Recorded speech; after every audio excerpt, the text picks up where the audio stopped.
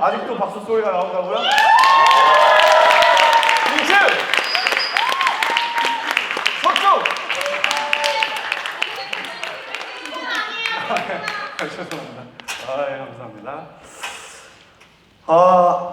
반갑습니다. 저의 이제 스피치 주제 얘기해 보도록 할게요. 스피치 주제는 부르심에 관하여입니다. 보통 제목이 크고 자기 이름이 작은 편인데 저도 만들고 나서 느꼈어요. 뭔가 상당히 잘못됐다. 네, 제가 만들고 나서 굉장한 자기애를 엿볼 수가 있었어요. 관종은 관종이다라는. 자, 먼저 제 소개를 해야겠죠. 형이 티 없이 맑은 남자, 강한 육체와 고운 심성을 가진 사나이, 포브스 선정 청운 청년들이 가장 사랑하는 파릇돌의 1위, 이재승의 친구 김원준입니다.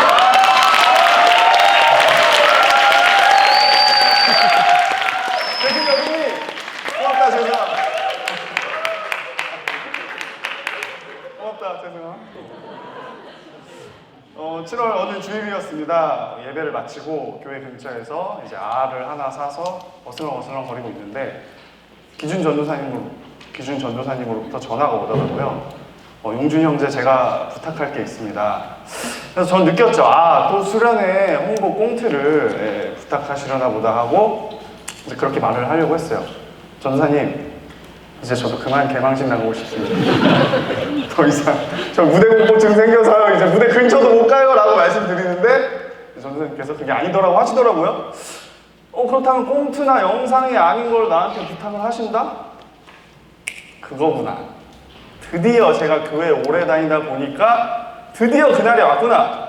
전도사님께서 소개팅을 잡아주셨구나 했는데 그게 아니더라고요. 바로 오늘 이 자리를 건면을 하셨고 저는 오랜 기도 끝에 이렇게 서게 됐습니다. 굉장히 긴장이 많이 됩니다. 여러분들의 큰 격려가 필요한 시점인데 리라쿠마조 어딨죠?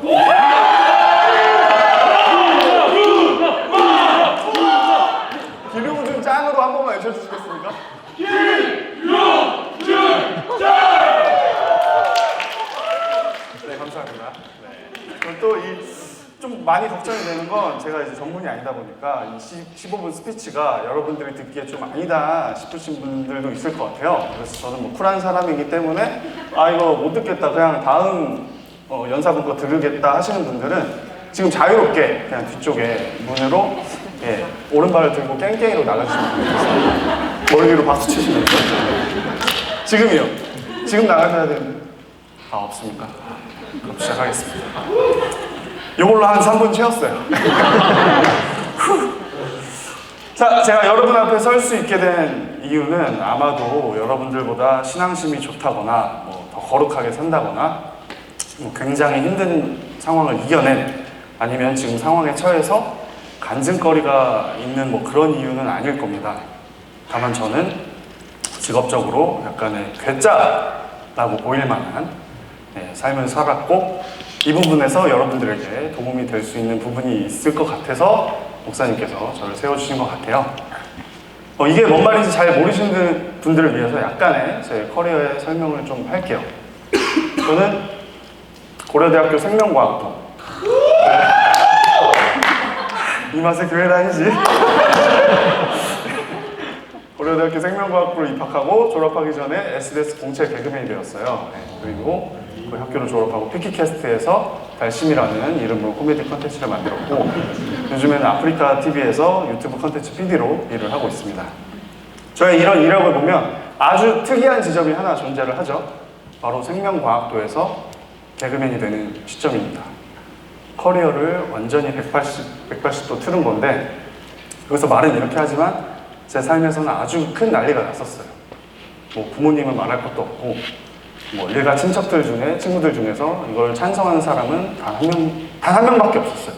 근데 그 한 명도 그냥 저랑 너무 친해서 그냥 제가 뻘짓거리를 하는 거를 그냥 보고 싶었던 것 같아요. 저러다 말겠지, 저러다가 뭔 개그맨이냐 하고 말겠지 했는데 어쨌든 저는 그런 모두가 반대하는 선택을 계속해서 했고 여러 가지 우여곡절 있었지만 후회 없이 살고 있고 그리고 여러분들 앞에 설 수 있는 영광을 얻게 된 겁니다. 그렇다면 무엇이 평범했던 이과남을 개그맨으로 만들었을까요? 네? 제 얘기를 잠깐 해보려고 합니다. 저는 어렸을 때부터 사람들을 웃기는 것을 되게 좋아했습니다. 유치원 때 선생님이 아이들을 불러모으면 뒤쪽에 정리되어 있던 의자를 가져와서 선생님 주위로 앉아야 했었어요.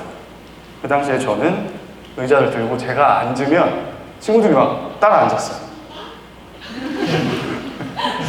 그게 제 기억에 가장 오래된 인기라는 것의 기억입니다. 아, 정말 짜릿하죠, 인기. 예. 아무튼 그 인기의 9할 9푼 정도는 제가 웃기다는 것이었는데, 아무튼 저는 사람들을 웃기는 걸 굉장히 좋아했고, 그것은 제 삶에서 주님이 주신 재능이라고 인식을 하기 시작했어요. 또한 이 재능을 사용해야 된다는 소명의식이 생겼죠. 왜냐하면 제가 그 후로도 제가 만났던, 사랑했던 사람들, 공동체, 연인, 친구들, 그 누구를 만나도 저는 그들을 즐겁게 해주려고 노력했으니까요. 그 사람들이 웃으면 저도 행복했고, 그것이 주님이 저를 이 땅에 보내신 이유라고 생각하기 시작했습니다. 하지만 그렇게 사람들을 웃기는 걸 좋아한다고 해서 바로 개그맨이 되는 건 아니잖아요. 여기도 웃기는 거 좋아하는 친구들 많은데, 계속해서 저는 직업적인 방황을 했고, 그 방황의 시기에 그래도 제가 예수쟁이 크리스찬이잖아요. 그래서 예수님을 닮기 원하는 사람들인데 예수님을 통해서 해답을 얻으려고 했죠. 근데 너무 명확한 정답이 예수님인데 여기에 아주 큰 비극이 있습니다. 바로 예수님의 20대를 저희가 잘 모른다는 것입니다. 예수님의 30살부터 33살까지의 모습은 저희가 잘 알고 있잖아요. 그래서 사실 이 부분은 상상력을 총동원해야만 했습니다. 여기서 만약에 대한민국 기독교 장로교에 반하는 발언이 나온다면 바로 이 자리를 종료하도록 하겠습니다. 목사님 꼭 끊어주시길 바라겠습니다. 파문당하기 싫습니다. 자, 누가복음 2장 52절을 보시면 이런 구절이 나옵니다. 예수는 그 지혜와 그 키가 자라가며 하나님과 사람에게 더 사랑스러워 가시더라. 이 구절의 전 내용이 예수님의 12살 때의 일을 언급하시면서 나온 말씀이거든요. 그래서 이 부분은 사춘기 시절부터 청년의 시절까지의 예수님이라는 것을 감히 추측해 볼 수 있었습니다. 말씀에 뭐라고 하시죠? 예수님께서는 하나님과 사람에게 더 사랑스러워 가시더라. 러블리하다 이거죠. 이건 무슨 뜻이겠습니까? 즉 예수님은 인싸셨다는 겁니다. 예수님은 인싸셨어요. 저는 확신합니다. 예수님은 절대로 멋있었을 거라고 저는 확신해요. 키도 크셨을 거고 잘생기셨을 거고 노래도 잘하시고 인기가 굉장히 많으셨을 것 같아요. 또한 목수의 아들이셨죠. 그 당시에 목수의 아들이면은 아마 목수가 됐었을 겁니다. 어부가 된다거나 갑자기 농사를 짓는다거나 이러진 않았을 거예요. 그리고 전 단언컨대 그 당시의 목수는 지금의 엔지니어 버금가는 직업이라고 생각을 합니다. 여기 공대에 계신 분들 많으시죠? 공대 취업 잘 되잖아요. 유망직 쪽. 그래서 저는 예수님의 20대는 공대 인싸남, 공대 인싸 오빠 느낌의 20대를 보내셨을 것 같아요. 저는 이런 얘기를 왜 하냐? 저는 그렇게 생각합니다. 인간의 몸으로 오신 예수님은 굉장히 가진 게 많으셨고 사랑스러웠고 전도유망한 청년이셨다라고 생각을 합니다. 목사님 종료할까요? 괜찮습니다. 오케이. 갈 수 있습니다. 또한 저는 예수님을 정말로 사랑하는 포인트가 하나 있는데 바로 잡혀가시기 전에 들으셨던 기도입니다. 누가복음 22장 44절을 보시면 예수께서 힘쓰고 애써 더욱 간절히 기도하시니 땀이 땅에 떨어지는 핏방울같이 되더라. 아멘. 저는 여기서 예수님의 그 인간적인 두려움이 느껴지거든요. 여러분은 어떠실 것 같나요? 30살 넘으신 분들도 계시고 30살 이제 코앞이신 분들도 계시는데 바로 대입을 해보시면 될 것 같아요. 이제 곧 잡혀가서 죽어야 하는 상황, 도망칠 것도 없고 도망쳐서도 안 되고 내가 하나님의 방법으로 죽어야 끝나는 이 상황. 저는 그때 굉장히 원망하셨을 것 같거든요. 내가 왜 하나님의 아들로 태어나서 이 고초를 겪어야 하나, 이런 생각을 했을 것 같아요. 그냥 몫으로 동네에서 인기 많은 사람으로 그냥 살았으면 어땠을까 하는 상상을 하셨을 것 같다라는 말이죠. 그러나 그것은 인간의 방법이었고 실족시키는 사탄의 목소리였다는 거죠. 결국은 예수님은 하나님의 뜻대로 자신이 해야 할 일을 하셨고 십자가를 지시고 돌아가셨죠. 그 반면에 그 동네에 뭐 비슷한 삶을 살았던 뭐 개똥이 이런 친구 있을 거예요. 교회 열심히 다니고 뭐 일 자기 열심히 하고 천수를 다 누리고 죽었겠죠? 하지만 그분은 아무도 기억을 못하셨죠.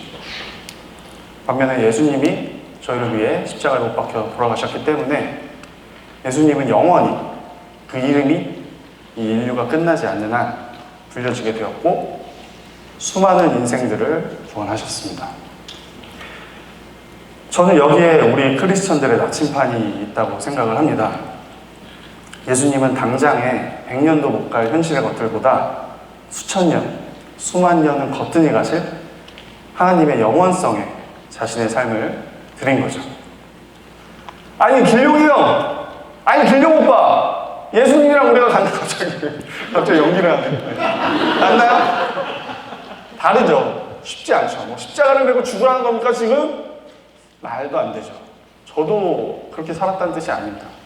저도 너무 어렵고 다만 제가 하고 싶은 말은 저는 여러분이 삶의 방향을 설계할 때 어떤 직업을 가지려고 할 때 또는 새로운 도전을 앞두고 있을 때 그 목표를 짧게 끝나고 마는 세상의 것이 아닌 정말 오래가는 정말 평생 갈 수 있는 영원히 갈 수 있는 하나님의 것에 중점을 두길 바라고 하는 말입니다. 이 말은 제가 말하면서도 다시 저한테 피드백을 위해서 하는 말이고요. 감사합니다. 아주 쉬운 예를 들어볼게요. 저는 뭐 의사가 될 거예요 라고 하는 친구가 있어요. 혹시 여기 의사 있나요? 의사 있으시면 귀 막아주세요. 이렇게. 의사 없죠? 네. 의사 좋죠. 뭐 돈을 잘 벌고 뭐 안정적이고 이성들한테 인기 많고 어른들한테 인기 많고. 근데 또 얼마나 잘 벌면 잘 벌겠습니까? 얼마나 안정적이면 안정적이겠습니까? 잘 벌긴 해요. 예. 의사 부럽죠.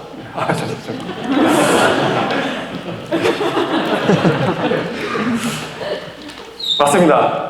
저는 돈을 잘 벌려고, 사회에서 인정받으려고, 편하게 살려고 그런 목적을 가지고 의사가 되라는 말을 하는 게 아니라 사람을 살리기 위해서, 그리고 아픈 사람을 고쳐주기 위해서 예수님처럼 이렇게 죽어가는 영혼을 살리기 위해서 의사가 되라고 아주 단순하고 쉬운 얘기를 하려고 이 자리에 서 있는 겁니다.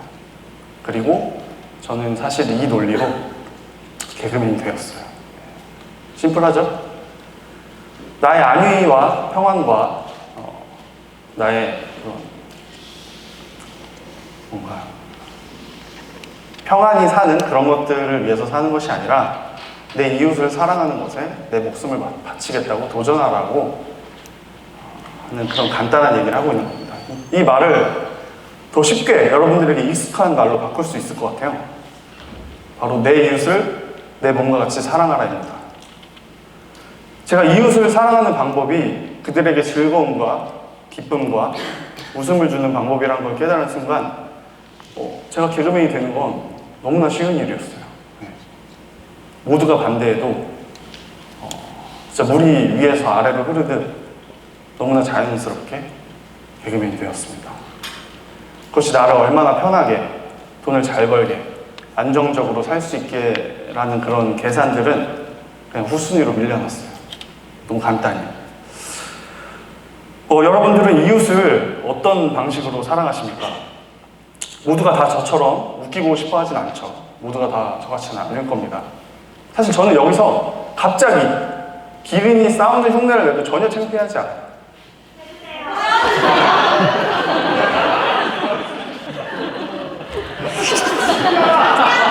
요거까지 연기예요. 요거까지. 창피하는 것까지 연기. 네. 반면에 어떤 분들은 사랑하는 사람을 옳은 길로 인도하고 싶어 하는 분들도 계시고 긍휼한 마음이 많아서 힘든 사람들을 도와주고 싶은 분들도 계실 거고, 내가 만약에 돈을 많이 벌게 된다면 크게는 지역사회, 뭐 공동체, 작게는 가족이나 친구들에게 무한정 베풀고 싶어하는 분들도 계실 겁니다. 저는 여러분들이 사랑에 빠졌을 때, 사랑할 때의 형태를 깊이 관찰하길 바랍니다. 왜냐하면 저는 그것이 주님이 주신 재능이라고 믿어 의심치 않기 때문입니다. 자, 이제 사랑의 형태가 재능이라는 것을 알았고, 그 재능을 영원한 가치로 만들어야 한다는 것도 알았어요. 하지만 쉽지 않을 겁니다. 도전이 필요하죠. 그 도전에 대한 용기는 제 경험에 비추어 보면 저로부터 나오는 것이 아니었어요. 제가 앞서 언급했던 소명의식에서 나오는데요. 소명이라는 단어는 사전적 의미로, 잘 보이시나요? 임금이 신하를 부르는 명령, 기독교적 의미로는 사람이 하나님의 일을 하도록 하나님의 부르심을 받는 일입니다. 보시면 아시겠지만 소명이라는 단어는 단어 그 자체만으로도 주어와 목적어가 있죠. 임금과 신하, 하나님과 사람입니다. 잠깐 PPT가 먼저 나가고 있는데요, 지금.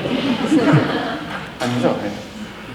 그래서 소명은 임금 대신 하나님이 신하된 나를 부르시는 과정입니다. 또한 소명은 영어로 콜링입니다. 훨씬 더 의미가 분명하죠? 자, 여러분 각자를 하나님이 지금 콜하고 계십니다. 임금이 신하를 그냥 부르진 않죠. 심심해서 야, 놀 거 있으니까 와라 이렇게 부르진 않아요. 다 시키실 일이 있기 때문에 부르셨습니다. 그 부르심의 목적은 하나예요. 내 이웃을 사랑하라. 어떻게 해요? 내가 너를 만든 방법으로 사랑해라. 그렇습니다. 저는 여러분들이 앞날을 고민하고 직업적 선택을 해야 하고 또는 새로운 도전을 해야 하는 시점에서 각자가 사랑하는 방법으로 하나님의 부르심에 응답하는 청년의 때가 되기를 인생의 선배이자 청혼의 선배, 예수님 제자의 선배로서 여러분들을 응원하고 기도하겠습니다. 네, 지금까지 포브스 선정 주님 없이 못 사는 남자 8호 또래 1위 이재승 지금 기록입니다.